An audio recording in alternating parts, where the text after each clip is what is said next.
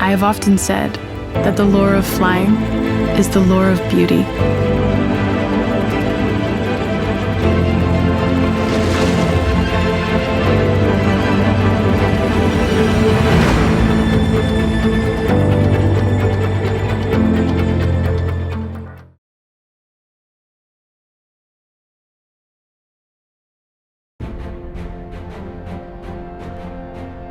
The horse racing industry across the world has always been subjected to significant challenges since the dawn of time.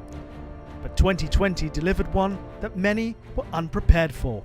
A global pandemic that threatened the health, well-being and livelihoods of all of us as a group and as individuals. It is within this context that we welcome you to the 54th International Conference of Horse Racing Authorities. Last year, the conference convened delegates from more than 50 countries, with a number of racing executives and media members in attendance.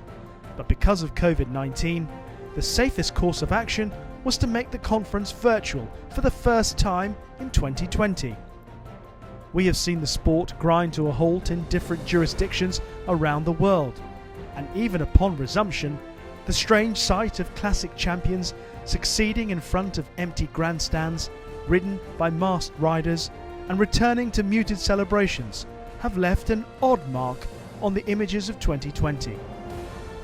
It is the mission of the International Federation of Horse Racing Authorities to promote good regulation and best practices on international matters. And due to the pandemic affecting every aspect of life, including racing, it was clear that it needed to be the key focus of this year's conference. We know that 2020 has been a hard year for everyone, but hopefully the following sessions will each prove informative and insightful as we work together to improve the sport.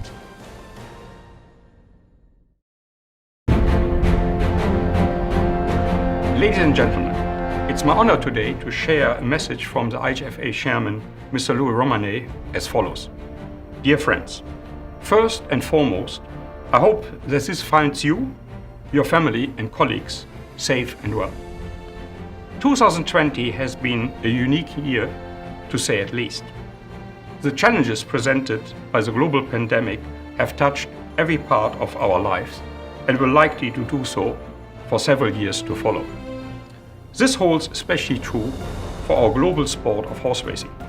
Very few industries can claim as being truly international and great sports like ours, and the coronavirus has made its impact far and wide. We have witnessed empty grandstands in every country that conducts racing. We have watched historic races run at different times of the year, at different distances, and sometimes at different racecourses. Owners, trainers, jockeys and stable staff had their participation in horse racing and quite often their very livelihood significantly disrupted. With all of that hardship, I'm heartened to see that horse racing has carried on. The horses have been cared for, races are being run, and trade has resumed. Under normal circumstances, we would all be together, having witnessed another historic running of the Qatar Prix de l'Arc de Triomphe, and ready to tackle the present and pressing measures and matters at the offices of France Gallo. Instead, the 54th IFHA conference is being presented virtually, which demonstrates our agility and resilience to adapt to the changing circumstances to ensure the sustainability of our industry in the long run. The conference will feature a keynote address and series of pre-recorded video panel sessions with global racing leaders and participants, presented over the coming 2 weeks. As you might expect, the theme of our conference centers around the challenges and the opportunities presented to world horse racing by the COVID-19 pandemic. While it would be far better to be among friends in Paris, I believe this digital format has followed and allowed new practices to gather in a most diverse and international group of speakers in the history of our conference. I want to take a moment to express my sincere gratitude to my three vice chairmen, Mr. Brian Kavanagh, Mr. Jim Galliano, and Mr. Winfried Engelbrecht-Breskes, and the Executive Office of the IFHA. They have led the development of this program and have carried out the work of the Federation through these unprecedented moments. I thank them and each of you for your friendship and look forward to when we can soon be together at the racecourse again. Please enjoy the 54th IFHA conference. Thank you. Yours sincerely, Louis Romanet, IFHA Chairman.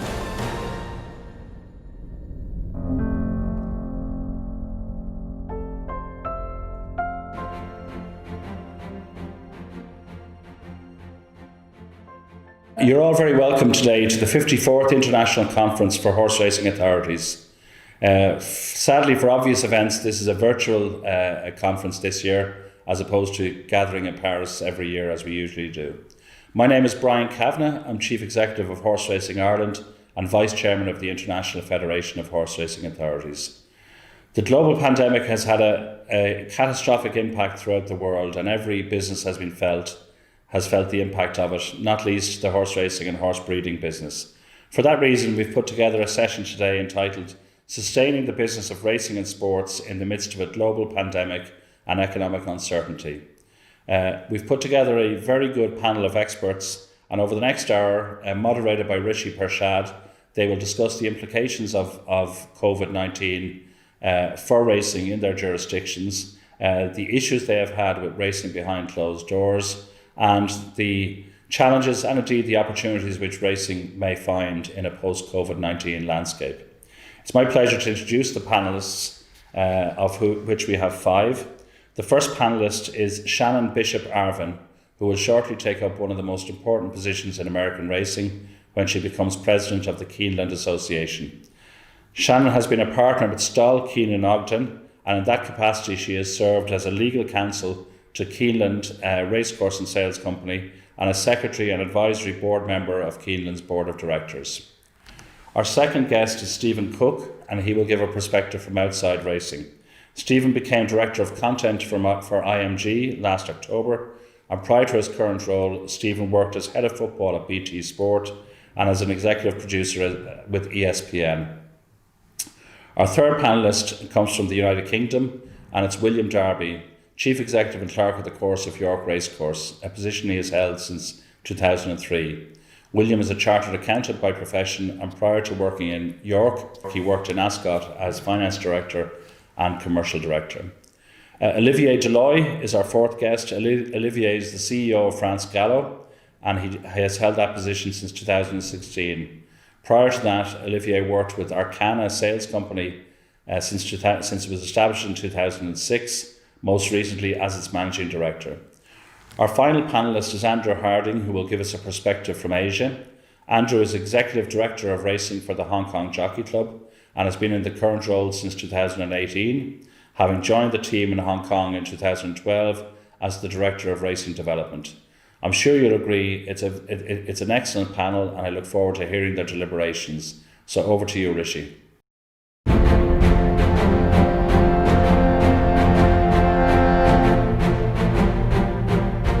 I think the best way to start, obviously, apart from hello to everybody, is the fact that we are all dealing with some trying circumstances, both personally, professionally, in life, but obviously in the sport of horse racing, many people have had to adapt and reschedule and alter their plans due to the landscape changing because of COVID. We have had to pivot. We've learned that one of our favorite words is currently, because the circumstances change so quickly, and we've just had to make the best decisions that we can with the facts as they exist, knowing that things are subject to change. So the pandemic really exploded right before our planned April meet.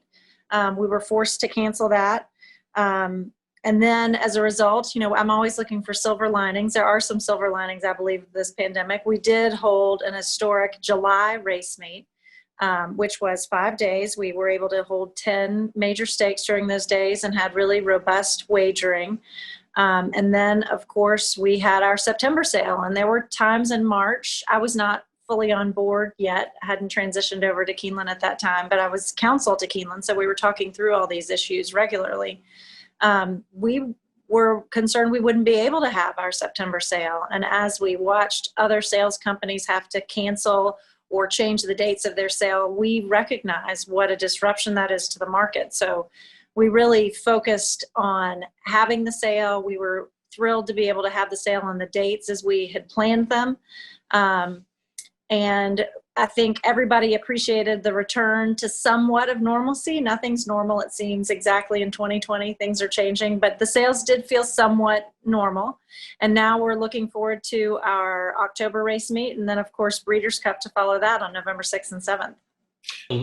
Like my colleagues, we face challenges in terms of being able to conduct race meetings with significant on-course attendance, and that's been something that largely we've been able to address successfully.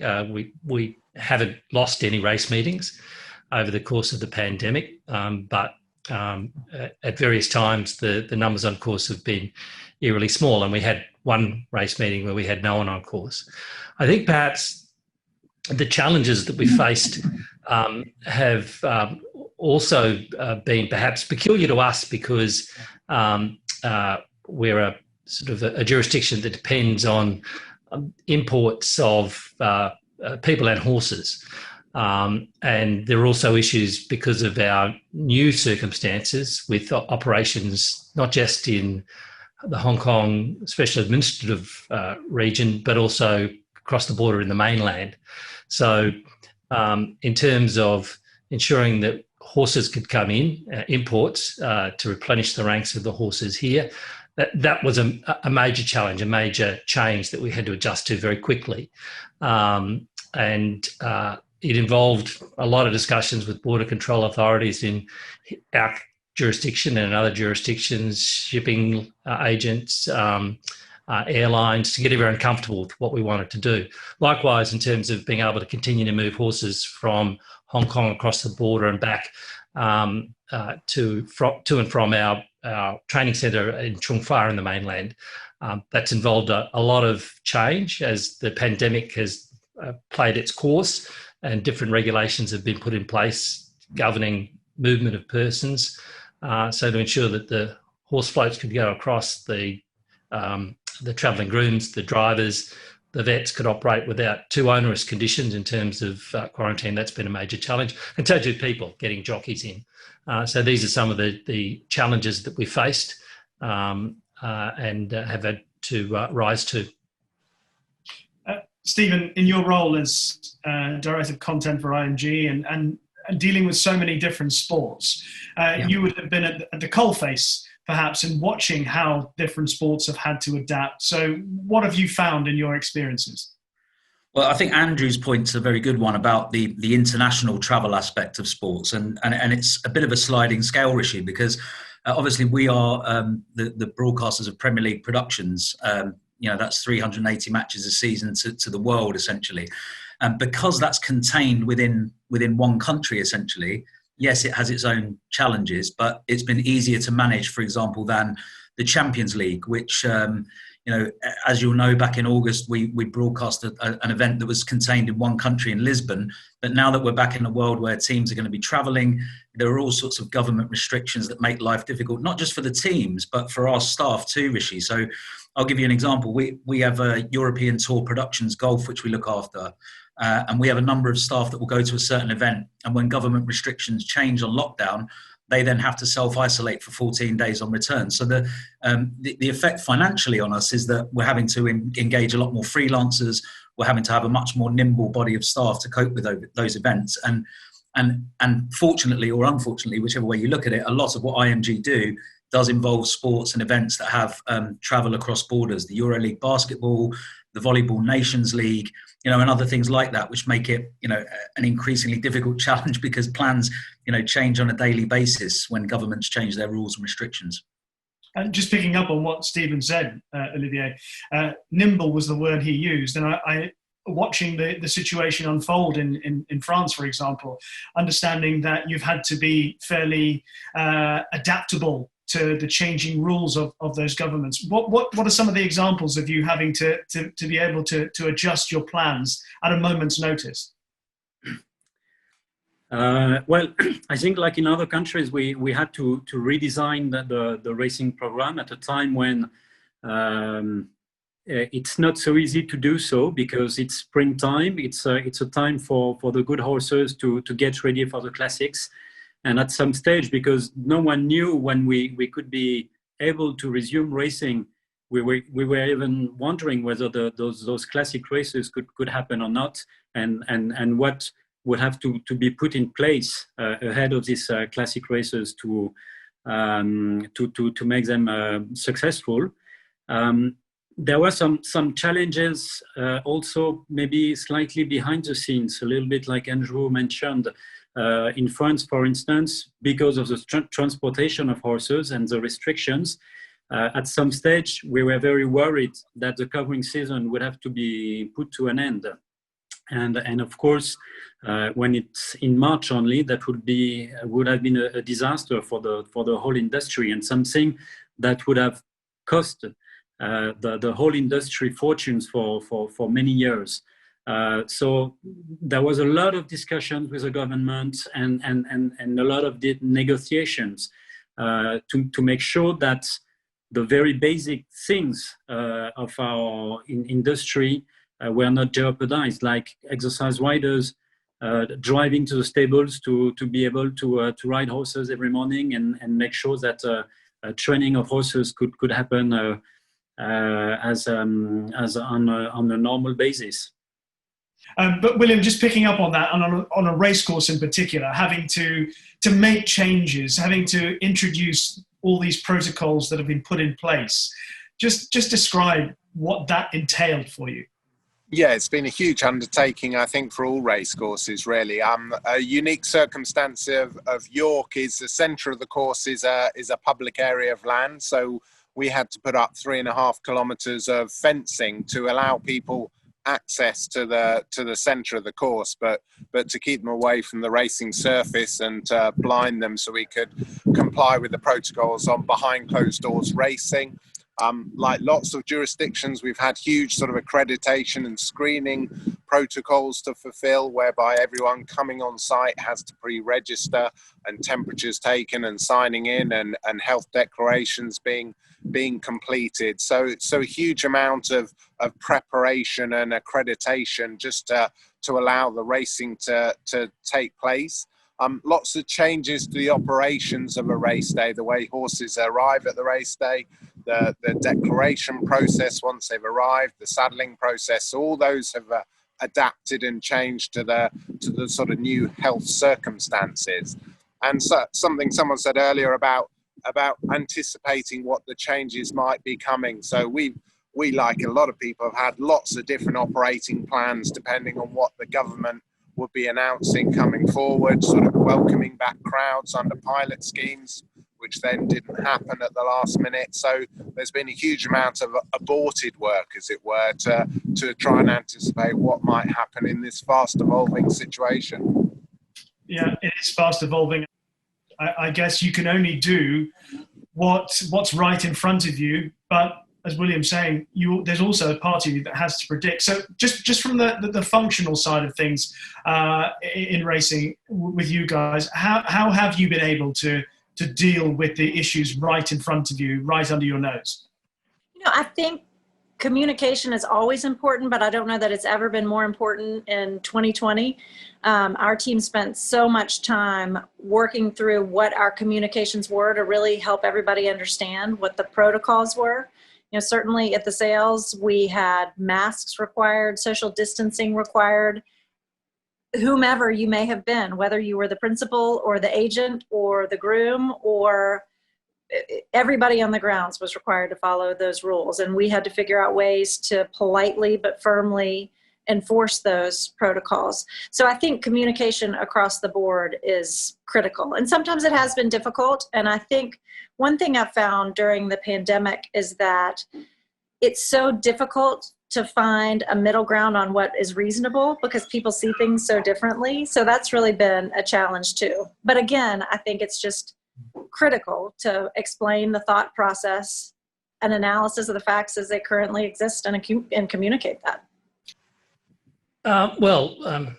Much of what we've done is mirrored in the other jurisdictions in terms of what we call here establishing the racing bubble to ensure that we achieve continuity of racing at the same time as ensuring that we meet our objectives so far as public health is concerned and the health of our participants and customers. Resilience is something that it's important to every jurisdiction that's taking part in this and that is listening to this at some stage. But our circumstances are to an extent unique because there's really only one shot in the locker. If, for example, in our normal circumstances, if there were, say, one jockey who became infected with the virus or a stable where there was a number of confirmed cases, then that really would lay havoc with us, create havoc for us because we are so concentrated. So much of what we've attempted to do, as well as addressing those concerns about public health and about the health of our participants, has been to ensure that we can, as much as possible, create resilience. So, for example, we've created 2 groups of jockeys and then 2 groups within those groups. And we've created separate jockeys rooms. We've required the jockeys, with their cooperation, to provide us with daily activity reports, what they intend to do, so that we can advise them on whether there are any risks associated with that activity or not. And so that also serves as a record that we can use for tracing purposes if something does occur. Beyond the jockeys, we've put in place temperature controls for all of the staff that work in stables. So we're talking 1,000 or so people who are daily taking their temperatures and recording them. And then if there's an elevated temperature, we have a set of protocols in place for testing of anyone that might be suspected of having a fever. And so too, we do that across the racing officials, the jockeys, the trainers, the assistance trainers. Even as an interesting example, in terms of the stipendiary stewards. So we've only got a small panel of stewards. If one of them were to become infected, then they're sitting in the same normal circumstances. They're all sitting in the same room together. They'd probably all be characterised as close contacts. So we would, in one fell swoop, lose all of our racing control. So we wouldn't be able to conduct race meetings. So we've created 2 stewards' rooms. Stephen, because obviously with broadcast content in particular in other sports, have you found that you've had to improve in certain areas which perhaps maybe you'd not realise might have provided opportunities to help your functionality with your broadcast? Well, certainly, Rishi. First of all, I wish I'd bought shares in Zoom before this pandemic started. I think we'd all have done quite well out of that. But it's actually had yes, it has. It's kick-started us certainly into the world of remote production. And actually, before the COVID-19 pandemic struck, we actually had Sky Racing and Racing TV come into our building to have a look at what we do for the EFL at the moment, which is our second, third, and fourth football divisions, where we cover all of the matches remotely from our base here at Stockley Park. And that just doesn't have an effect on sustainability, i.e. we don't have outside broadcast vehicles driving up and down the country anymore. But it also means that some of our staff are able to, have breakfast with their kids, take them to nursery, and then put their kids to bed at night, when previously they'd have been staying in a hotel in a far-flung corner of the UK. So it's made us, I use the word nimble again, Rishi. Remote production and 5G technology and all these sorts of things are what the future of broadcasting is going to be about. So it's helped us probably jump a couple of years ahead of something that we would have been behind on had this not happened. Yeah, absolutely. Olivier, I know that there are a number of different organisations around the world that have felt that they've found the benefits and the positivity of this pandemic in certain areas. But the one area that I would hope has improved has been communication and dealings with government? Well, in France, as you may know, the racing industry is supervised by two different ministers. And in those particular circumstances, I think we had some closer links with those people. And it was good to see that they were quite responsive, and ready to help quite early in the process. So we've been pretty proactive in meeting the two involved ministers. First, to have them realize what would be the economic impact of the pandemic and the absence of racing for several weeks or months. And then it was also a way for us to explain how important it was for the industry to resume racing as early as possible, even if we had at that time very little visibility on how the betting outlets would operate, would even they be reopened or not. But even with this big question mark on the betting outlets and on the betting turnover we would make with racing, we told the government it was absolutely key to resume racing as early as possible. And of course, it was also a way for us to explain them how we would conduct our racing behind closed doors, how we did before the lockdown, and make them reassured that we were acting like responsible people, putting in place some very strict health protocols. William, there are so many strands of this discussions with government that you have to get right. As Olivier says, you have to convince them that what you're going to do is not a health risk, but also how important it is to get back financially, etc. How do you think it's been done in Britain? Yeah, it's been a challenge, Rishi. And as I mentioned earlier, it was good that racing was the first sport back on the 1st of June, and classified as an elite sport, which alongside soccer, rugby, cricket. So part of that group with the Premier League and talking to government through departure of culture, media and sport. However, there are elements of our business which are much more akin to the agricultural sector, the breeding side of it, and there are elements which are more associated with the hospitality sector. So we got back early racing behind closed doors, which was vitally important for the sport. But then in the UK, restaurants and bars have opened. And in York, for the local city centre, not more than a mile away, there's a busy, vibrant feel to the city centre bars and restaurants. But we have huge restaurants on the racecourse that we have not been able to open. So that's been a frustration. It feels like a contradiction and a slight unfairness, but we have to stick with one department to speak to government. That has been DCMS for the UK.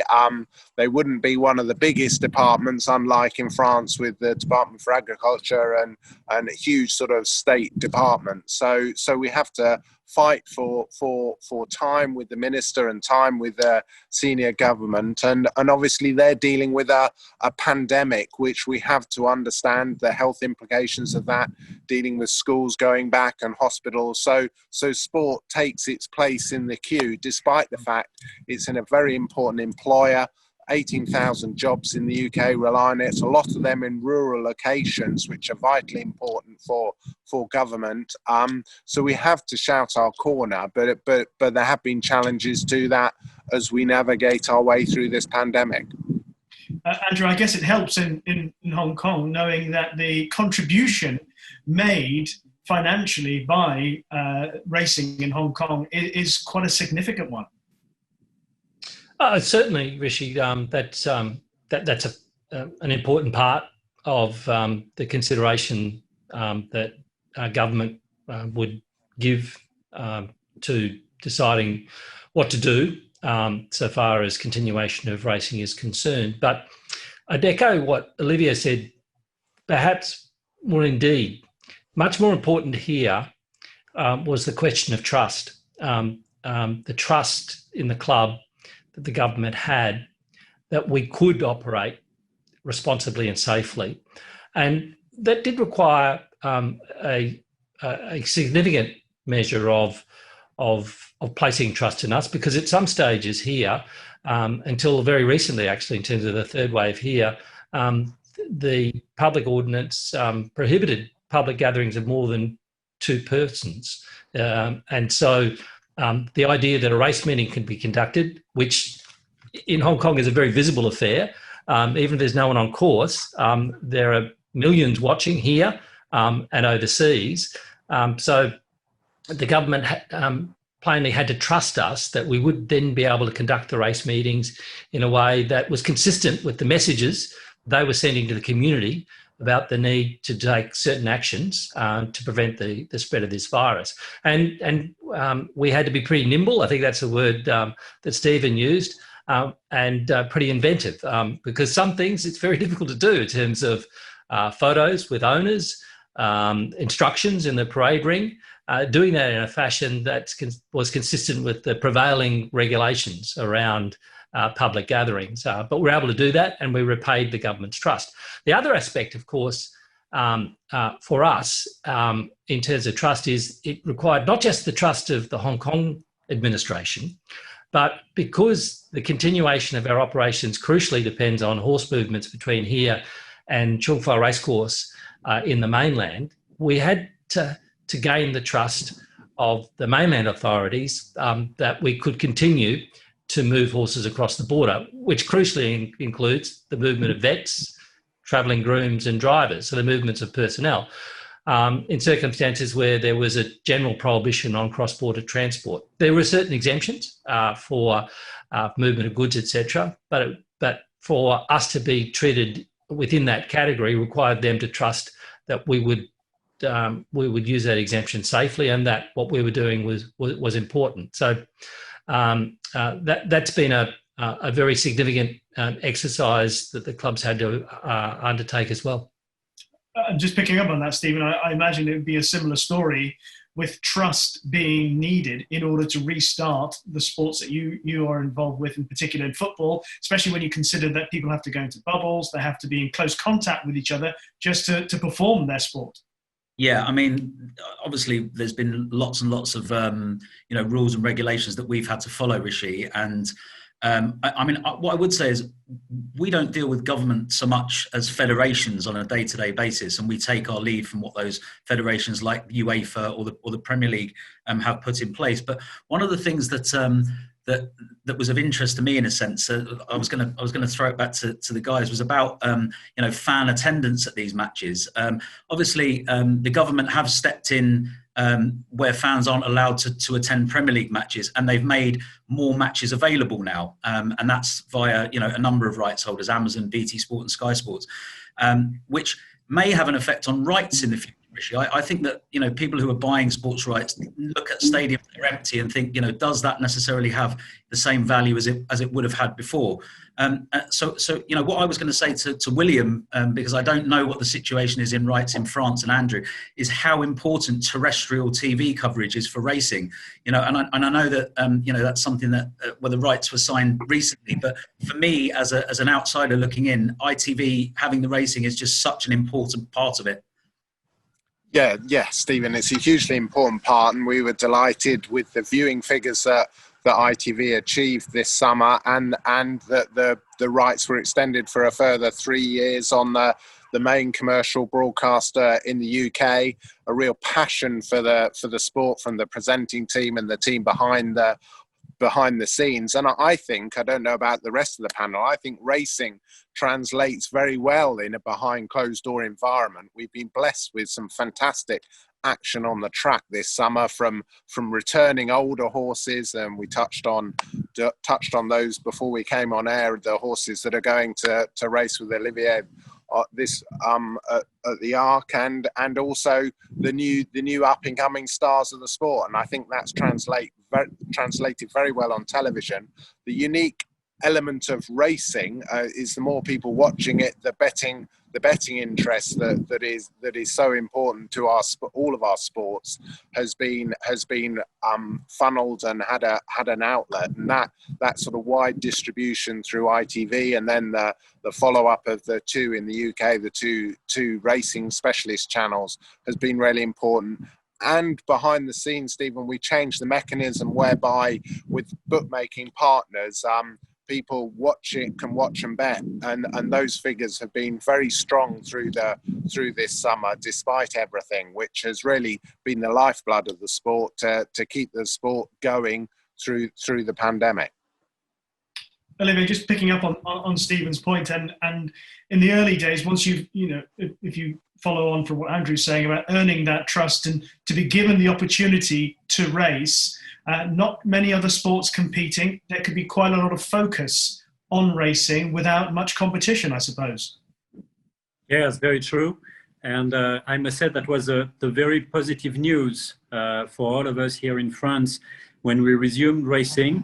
It took only 5 weeks to get back to the normal level of our turnover. And after 5 weeks, we did even better than what we used to do the year before.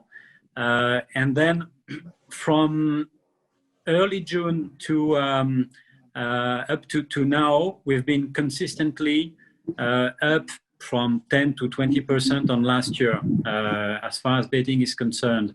So, of course, we didn't expect that, because we were all worried that even if the betting shops would reopen, even if more people were opening new accounts on the digital, that people would think of many other things than going back to bet on horse racing.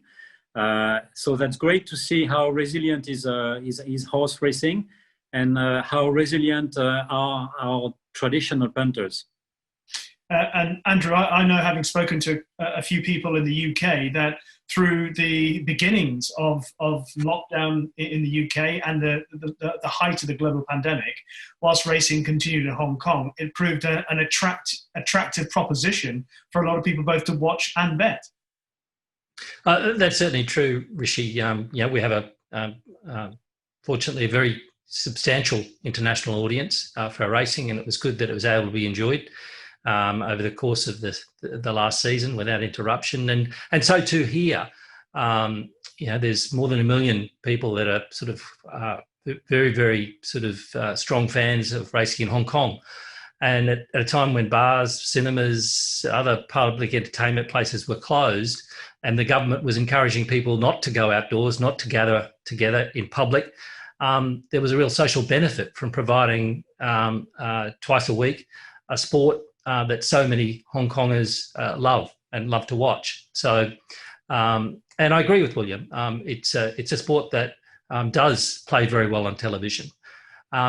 That said, to sound a note of caution, or looking to the future in terms of the challenge that we're all going to face, it is so much a part of our sport to be a spectator sport, on-course spectators, and that, in terms of looking at further afield, the challenge that we see is to ensure that we can reactivate fans to come back on course.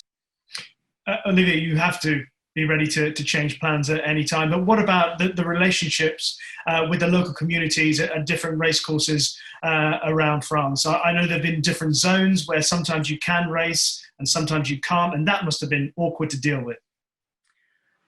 Well, yes, you're right. There were some different zones with different colors, and when it was red, basically, we could not race. So we had to redesign, like overnight, the fixtures list, which is not so difficult to do in France, because France Gallo, the ruling body, has a full control on the fixture list, and we do operate the major racetracks. And as far as the local communities are concerned, I must say that in the present situation, because probably we live in a very much centralized country, when a zone is red, it's red. And you can have the best relationships with the local deputy, it will not change anything. They just have to apply the rule, which are national rules that have to be applied consistently across all the country. Dealing with state authorities, government authorities, how has that manifested itself through the year for you? We have been in very close contact, because we realize, and it is different I think Americans, I have some colleagues who have felt very frustrated by the fact that the government could require you to shut down. But we understand that that's a very serious reality in 2020, and we understand the reasoning behind it. We've just stayed in really close contact with them, and our plans have been responsible and well thought out. We've submitted them in advance to our government authorities so that they understand we're being responsible and, again, taking the safety and welfare of our patrons and everybody coming on our grounds very seriously. And it's hard, Keeneland is a place that is generally open to the community. We have a lot of people that come to walk their dogs here and enjoy watching the horses work, and the sales have always been open to the public. So those were difficult decisions for us to have to close our grounds, basically. So the September sale was only open to sales participants. The October race meet and the Breeders' Cup will have very limited spectators as well. So that's been difficult, but again, we've done that in communication with the government authorities and medical officials and experts who have helped us devise plans that are responsible. And conducting yourselves with such responsibility, do you feel that's helped strengthen your relationship with the relevant authorities? I think absolutely. I think all of the tracks, I would say, in Kentucky have done a really good job of communicating with each other, communicating with government authorities, communicating with the Racing Commission. And we were able to have our race meet in July with the cooperation of Ellis Park, because everybody realized that was in the best interest at the time for Keeneland to be racing those days. That was in the best interest of the industry and the participants. So we pulled together and made that happen. And that cooperation has been key. William, you've already made the point that York Racecourse is so close to the city centre, you can almost feel the atmosphere of the bars, pubs and clubs that are nearby that are in operation to a degree. How easy has it been for York Racecourse to work with the local communities in doing what you're doing? Yeah, that has been a big part of this summer, and it goes all the way back to sort of national lockdown in York, as in other parts of the UK in sort of April time, when we opened up a lot of our stands to the local community, to the local hospital, for doctors that couldn't see their families, for them to stay in our hotel on the back stretch. And a lot of work we've fostered with the local community over many years, that those relationships have stood us in good stead, and they've, in fact, once we've explained and articulated our protocols and plans, building on that trust word that we talked about earlier, the local authorities have been incredibly supportive, recognising what the racecourse brings to the area in terms of profile and economic benefit in normal times. So we have had that support. I know other races in the UK have had challenges whereby, despite the fact they've got great relations with their local safety authority, the national government have sort of come in and issued an edict that, as Olivier says, has had to be complied with. I was on my way down to Goodwood Racecourse on the Friday of the Qatar Glorious Goodwood Festival, and I had a call from Adam Waterworth to say that their trial with spectators, their pilot, had been called off by national government with 24 hours notice when they were all signed off at local level. So it's that relationship of national and local government levels, and one has to work on both strategies, both ends of government in these circumstances. Just one other point I was going to make on that, actually. A previous employer of mine, BT Sport, and on your point about community, the harsh reality of the COVID-19 situation is definitely striking home with them, because they do have the rights to the Premier League, they have the rights to the Champions League and some other big leagues too, but they also have the rights to the National League and the National League North and South, which are the 5th, 6th and 7th tiers of our football in this country. And the cold truth of the matter is that start of their season was delayed until early October, which is when they thought the fans were going to be allowed to be allowed back inside stadiums, and therefore they would have been generating revenue to pay their players and to pay their staff. And the cold truth of the matter is that if that isn't the case, there is every chance that the National League season won't go ahead. And that will get called off because they won't be able to afford to pay anybody. So, there are different ends to the spectrum, and certainly, down at the lower end where revenue coming through the gates is so important, I really feel for those people involved with those clubs and in those communities. Yeah, and communication within those communities is vital. Andrew, how smoothly were the communications with the local communities in order to all be on the same page?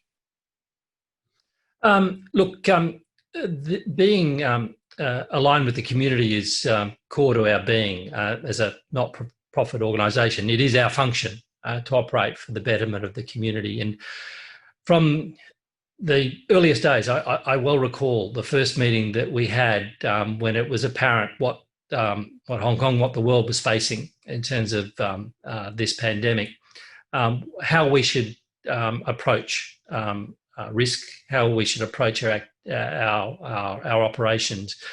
And our CEO enunciated two principles. The first was public health.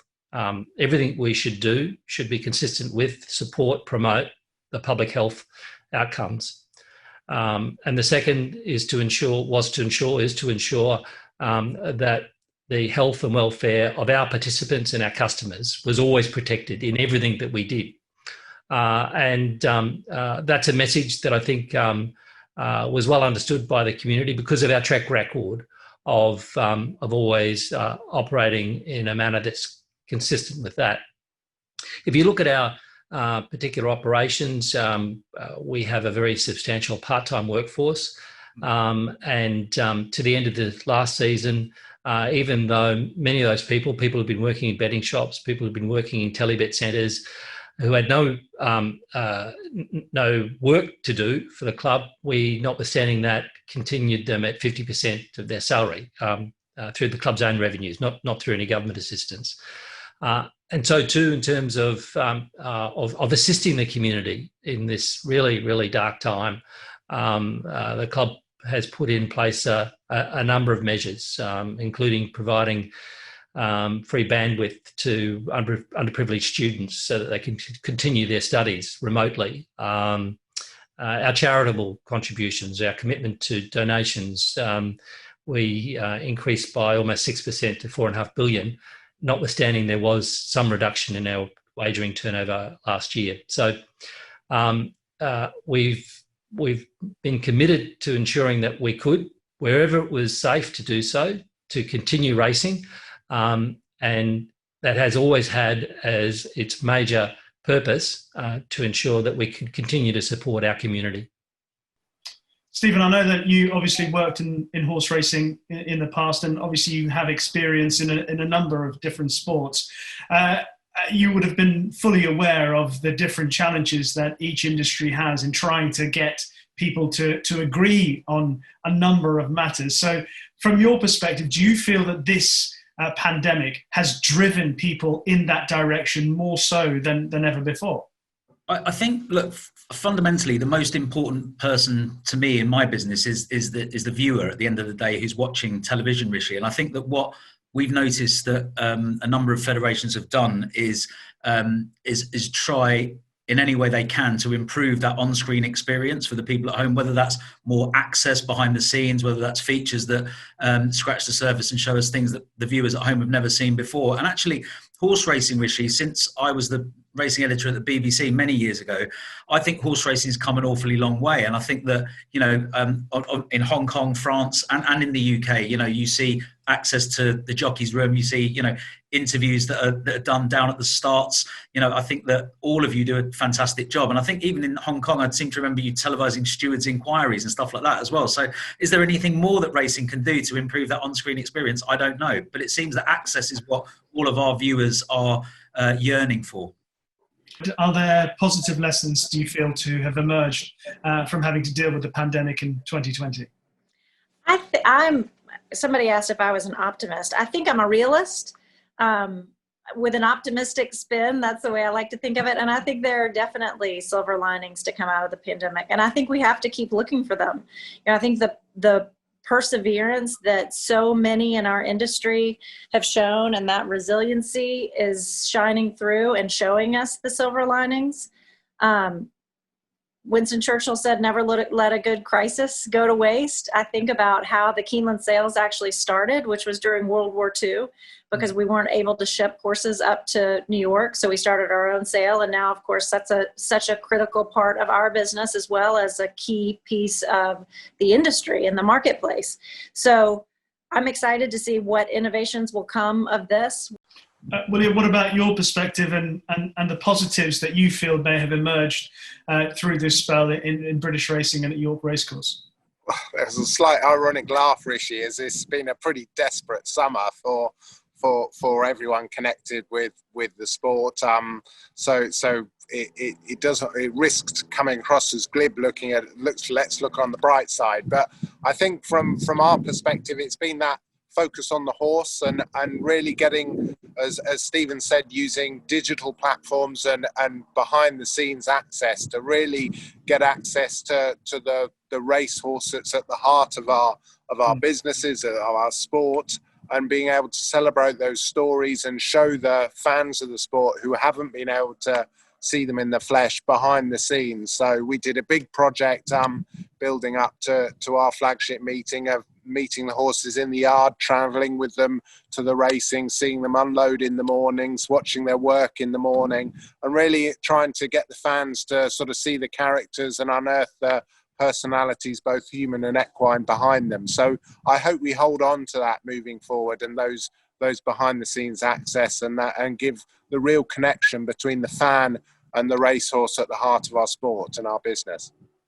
Yeah. Andrew, what about you and your perspective on what we've had to go through and how we've come out with the positives, or what positives can you find in what we've dealt with? Well, I'd probably put it in the positives into three groups. The first would be organisationally, and how many people have said this already, the use of Zoom for meetings, etc. I mean, I think there's a great, we have a desperate workforce, and there's some real efficiencies that we've been forced to appreciate because of the crisis. That's been important, and that'll be a legacy. Also, an exercise in resilience and agility.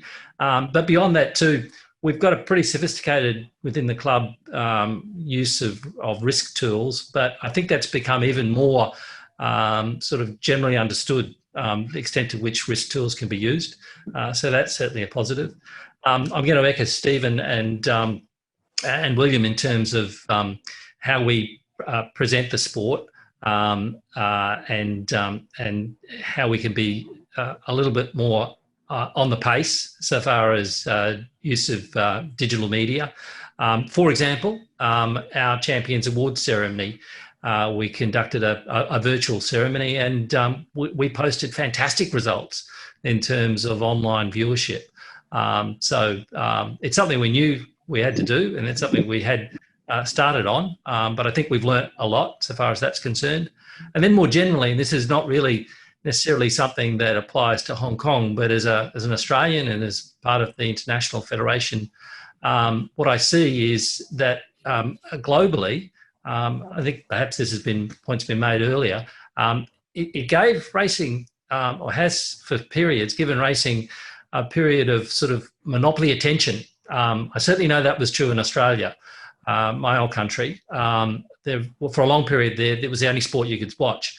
And the viewer numbers went up, and people that used to like racing started to remember why they liked it, and people that hadn't really taken an interest started to be exposed to it. So certainly that's, I think, been a silver lining in certainly some parts of the world. Agreed. I echo those sentiments as well about being able to have the focus on racing and reminding people, or introducing people at least, to what's great about it. Stephen, what about you? I guess there have been a number of challenges from your perspective that you've had to overcome. So is there anything in particular that maybe might have surprised you as revealing as a positive? Well, look, I think it's helped us reset the dial a little. Definitely echoing what Andrew said, it's enabled us to look at our structure, our business, and work out, are we doing things the right way? You know, Rishi, there's been lots of other things happening around the world while this pandemic's happened. The whole Black Lives Matter movement has helped us look at, you know, are we as diverse and inclusive as we should be as an organisation? Probably not, and we're going to do some work on that. We've also looked at sustainability. You know, we're part of an initiative called Green to Screen, which looks at, you know, our carbon footprint, all these things that sort of get put to one side when you're on the hamster wheel of making television day in, day out, and that seems to be the most important thing. I think what it's helped us do is actually, you know, take the temperature of our organisation and work out actually what are the most important things. The most important things are people, and we've got to spend some more time with our people and work out what, you know, makes them happy, makes them tick. And I think that's been the positive for us. And there's been lots of negatives, but that's been a positive. The last thing I'm going to ask you for the moment, and thank you so much again for your time, would be what you think might be the biggest challenge that remains to be conquered in order to get through this. Olivier, if I could start with you on this. Well, I'm thinking first of owners and keep as many owners as possible on board. And I think we have all witnessed the damage of the pandemic on owners, and the yearling market is an evidence of this. So those people they now need some visibility on when they can truly enjoy going back racing everywhere in the world, and I think that will be key for the future of the industry. William, I imagine there's a part of you that want to echo what Olivier said about getting... Absolutely. In terms of owners, I think sort of building on Olivier's point, I think relevance as the world emerges from the pandemic and people get busier and they maybe have got out of the habit of watching racing or going racing certainly, or betting on racing. It's ensuring that racing seizes the opportunity that have presented itself this summer of limited other sports and people at home, is making sure we're relevant to the national psyche so that people do consider coming back to the tracks, do consider having a bet on the races and taking an opinion and caring about the sport. So I think it's that relevance which is really key, and we need to be really building the foundation blocks now and into next year. So when hopefully the world does return to the new normal, there is a place in that new world for racing. Owners remaining relevant. Andrew, your thoughts? I think the greatest challenge in terms of globally will be how long it takes for us to get back to normal, and whether in some jurisdictions that's going to be too long, because as hard as it has been in the UK, and there have been the challenges in France, there are some countries where they just really haven't been able to operate in a manner that is profitable. And how long that's sustainable is something that is terribly troubling to me. And that will have an impact globally in terms of things like Olivia has touched on in terms of the foal crop. And that is something that then has a bearing on Hong Kong. We don't have a breeding industry. Every horse that races here is imported from somewhere else. So we do depend on a strong racing ecosystem in other countries as well. I do think that that in some jurisdictions, the recovery will be a hard road. So I think, again, our biggest challenges now are keeping our people safe, keeping our jockey colony safe. All of the protocols that we're working through are geared toward that.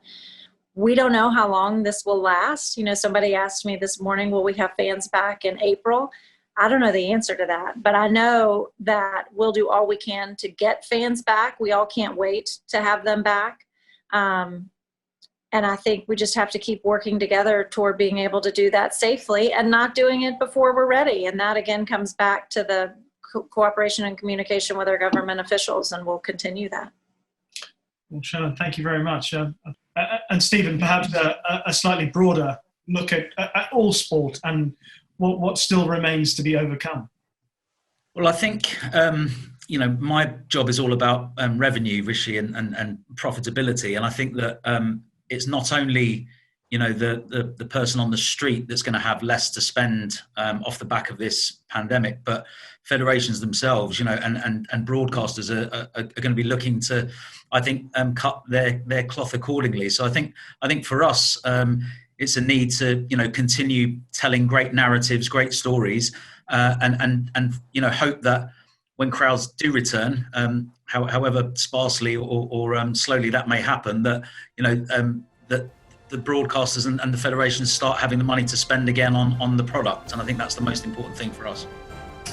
Some fantastic thoughts, lovely discussion, some really interesting discussion as well. Thank you so much for your time.